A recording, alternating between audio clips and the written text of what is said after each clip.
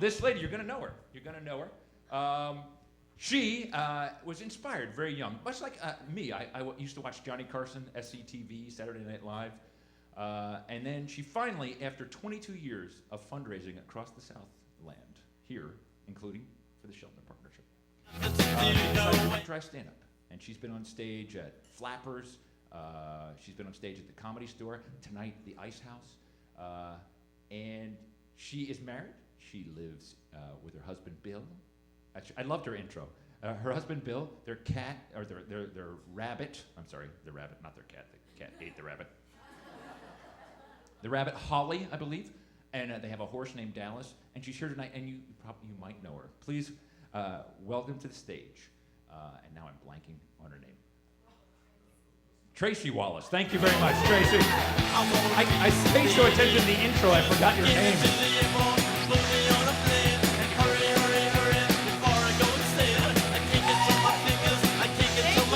Thanks, Don. Or should I call you John? That's funny. Hi, how's everybody doing? I'm Tracy Wallace. What a good group.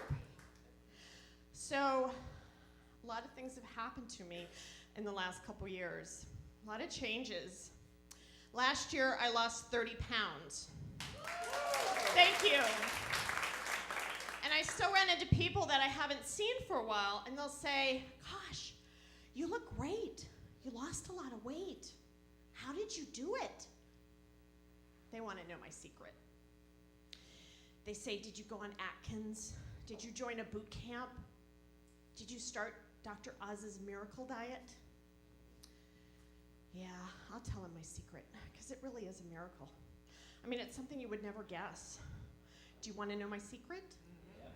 I stopped eating! That's my secret. That's the miracle. You gotta stop eating. But you know, there's certain things that happen throughout the year when you've had a lifelong love affair, addiction to food, like Thanksgiving, yeah. National Stuff Your Guts Day. Nobody ever comes back from Thanksgiving and says, you know, I'm kind of hungry. I don't think I ate enough.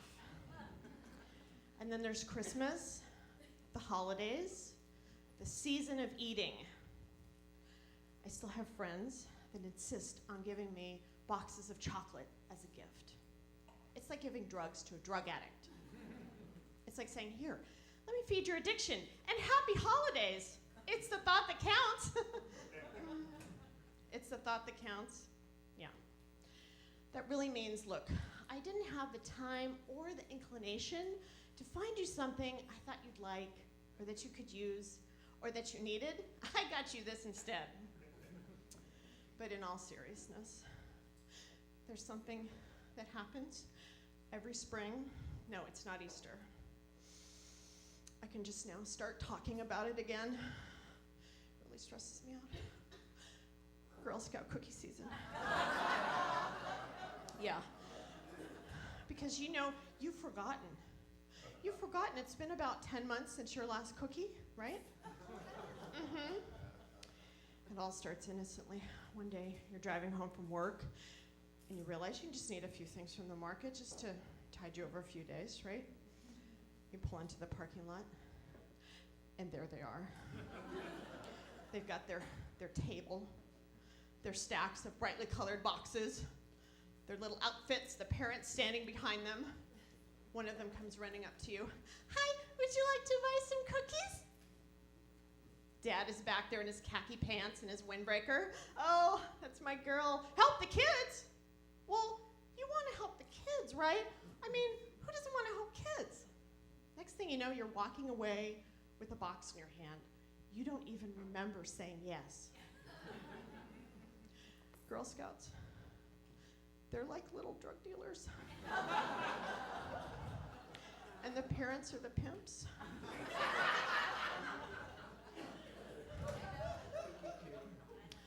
I was a Girl Scout. I fed into it. I drank the Kool-Aid. As you're driving home, you realize you need a plan. I'm going to take the box to work. I'm going to be okay. Next day at work, everybody loves you. You brought cookies. Then you go into the break room in the afternoon.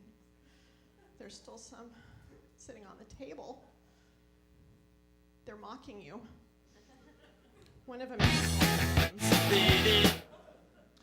you think, well, I did lose a lot of weight. I mean, what's one cookie, right? Look around. Okay, nobody's watching. Nobody will know. Oh, the chocolatey goodness, the crispy texture. This is what it was like. Yeah. You go home, you think about that cookie all night. That cookie haunts your dreams. Everything starts to look like a thin mint.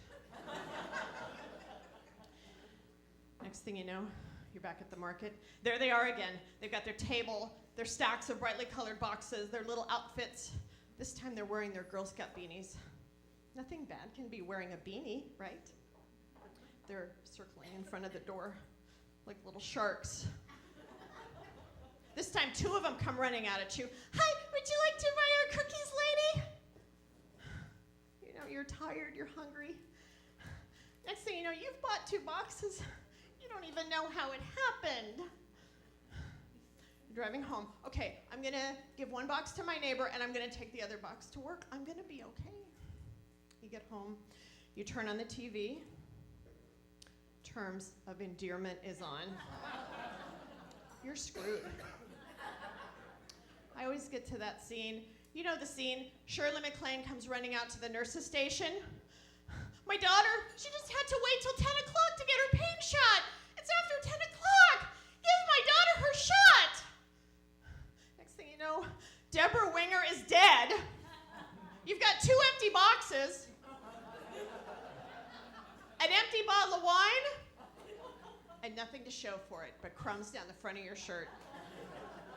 You're in deep. The next phase, lying to your loved ones. Your husband comes in and he says, gosh, hon, do we have any more of those Girl Scout cookies? Those sure were good.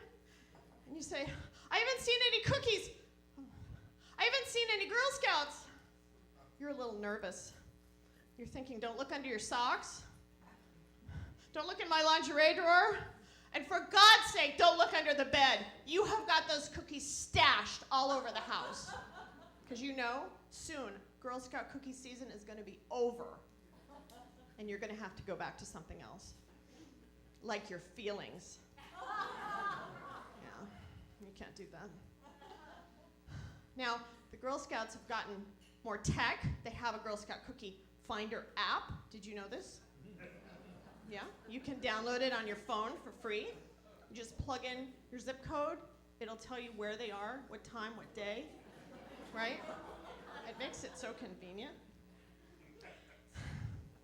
And when it's not Girl Scout cookie season like it is now, it has a running, countdown.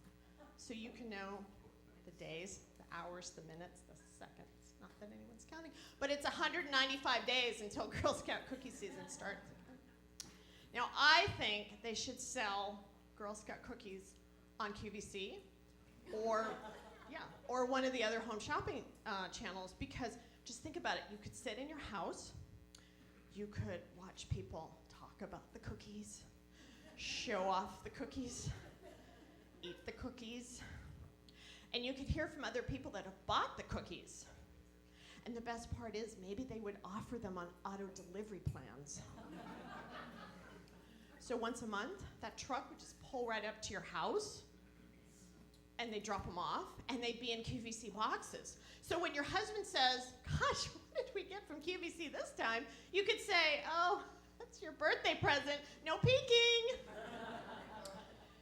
Now, did you hear about this Girl Scout?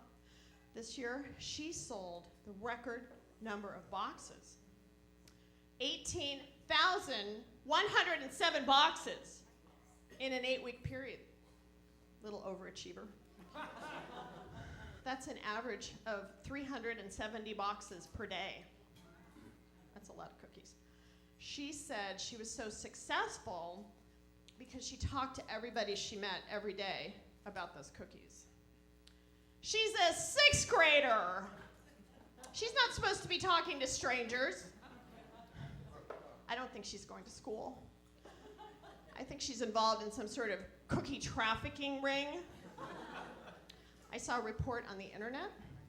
She was seen giving an envelope of unmarked bills to a Keebler elf. I need to start a support group, Girl Scout Cookies Anonymous. I need a sponsor. That's my time. Thank you so much. I'm Tracy Wallace.